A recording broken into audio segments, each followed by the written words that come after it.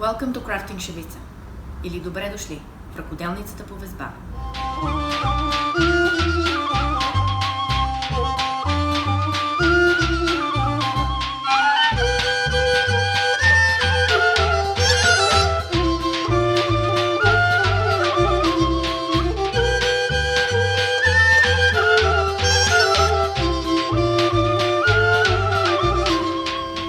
This channel is about hand embroidery.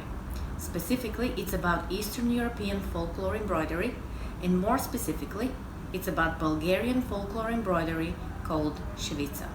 За нас българите шевицата е нещо много обичайно, но за повечето хора в по-далечни краища на света тя е почти непозната. This channel will be in two languages: Bulgarian, which is my native language for the benefit of my fellow countrymen, and English, which is my adoptive language for the benefit of my current community and for a larger audience. So what is Shevitsa?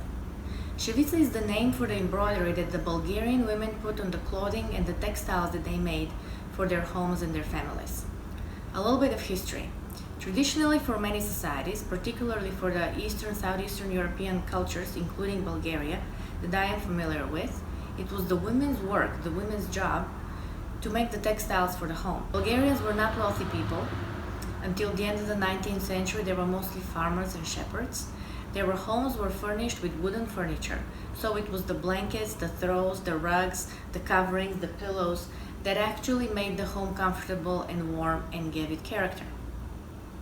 The clothing, the foundation of it was a linen tunic, similarly to ancient Greece, Egypt, the Middle East, all the Mediterranean area. The shirt was considered a person's second skin, and it was decorated by the woman on all the parts that were visible. Over it were usually woolen garments like the pants, dresses, aprons, vests to keep warm during the cold weather, during the winter weather. Women made these textiles from scratch. During my great-grandparents' generation, it was common for every home to have a loom.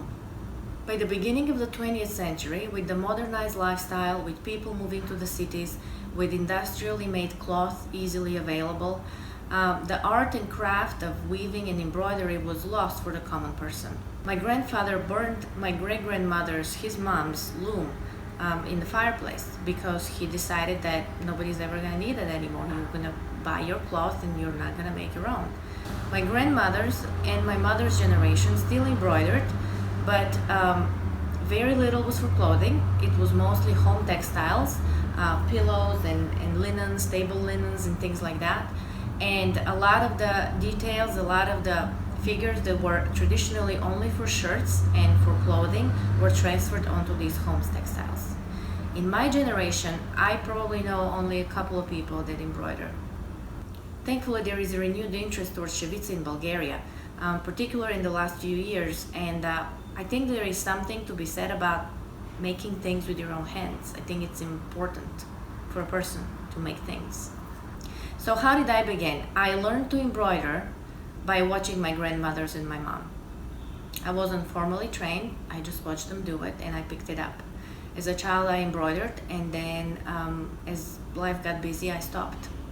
Преди няколко години в Лос Анджелес, където живея, българската общност започна да празнува празници и се роди идеята за кръжоци по занаяти, български занаяти за децата. Една приятелка ми даде идеята да започна кръжок по везба. И аз бях много учудена, когато на първия кръжок децата дойдоха при мене и не знаеха какво е игла. Те дори когато им подадох игла, те не знаеха какво се прави с нея. Това много ме запали отново към шевицата. Не претендирам за огромни познания, но искам да споделя това, което знам. И се надявам да се запозная с везачки, от които да науча нови неща. So, here we go.